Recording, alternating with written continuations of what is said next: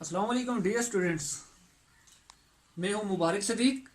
आज के इस वीडियो लेक्चर के साथ आज का जो हमारा टॉपिक है यह है चैप्टर नंबर 2 का फर्स्ट ईयर की क्लास से कंप्यूटर मेमोरी। बहुत इम्पोर्टेंट टॉपिक है। कंप्यूटर मेमोरी जो है ये भी कंप्यूटर के लिए स्टोरेज डिवाइस है जिसके अंदर डेटा को सेव किया जाता है, डेटा को स्टोर किया जाता है।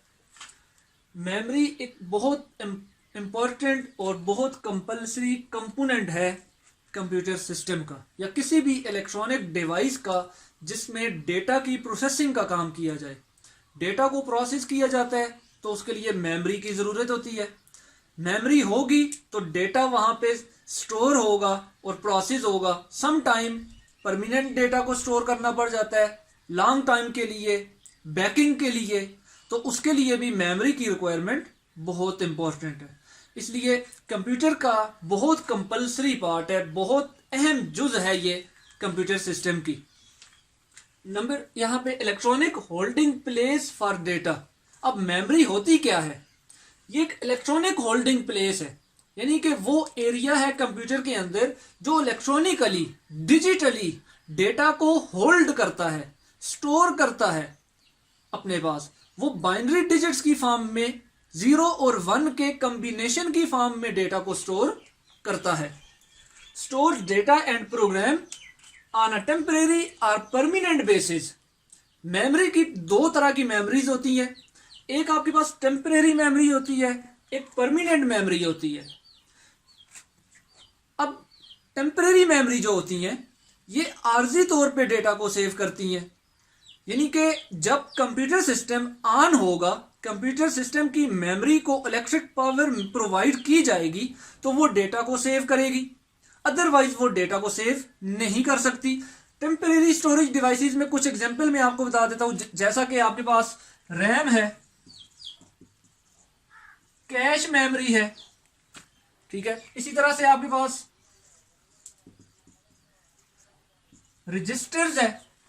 ये कंप्यूटर सिस्टम के अंदर टेम्परेरी मेमोरी स्टोरेज डिवाइसेस है।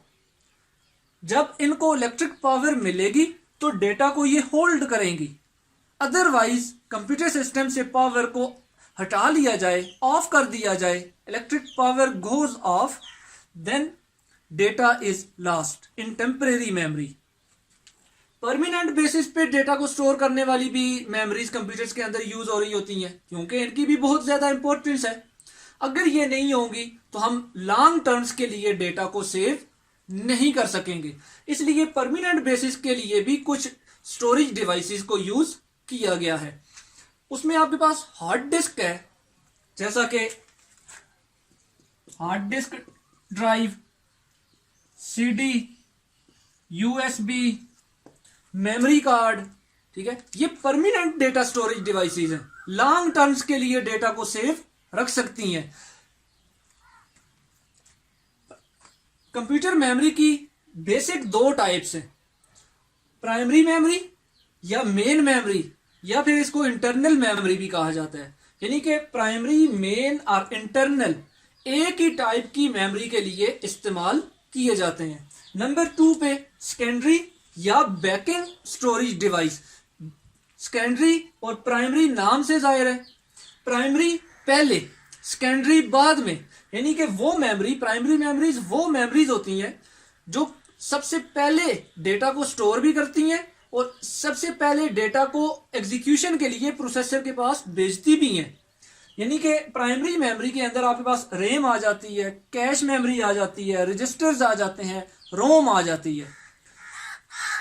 ये कंप्यूटर्स की इंटरनल मेमोरी कहलाती हैं, मेन मेमोरीज कहलाती हैं। इंटरनल इसलिए कि ये सिस्टम यूनिट के अंदर मदरबोर्ड के ऊपर इंसर्ट की जाती हैं, मदरबोर्ड के ऊपर इनको यूज किया जाता है, डिजिटल फॉर्म में डेटा को होल्ड करती हैं।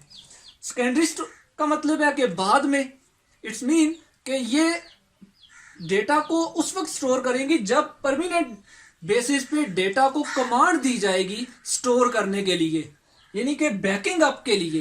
बैकिंग स्टोरेज डिवाइसेस है, लॉन्ग टर्म्स के लिए डेटा को स्टोर करना हो तो फिर सेकेंडरी स्टोरेज डिवाइसेस को यूज किया जाता है। सेकेंडरी स्टोरेज डिवाइसेस की जो एग्जांपल है वो हार्ड डिस्क ड्राइव है, सीडी है, यूएसबी है, मेमोरी कार्ड है, ये सारी आपके पास सेकेंडरी स्टोरेज डिवाइसेस कहलाती हैं।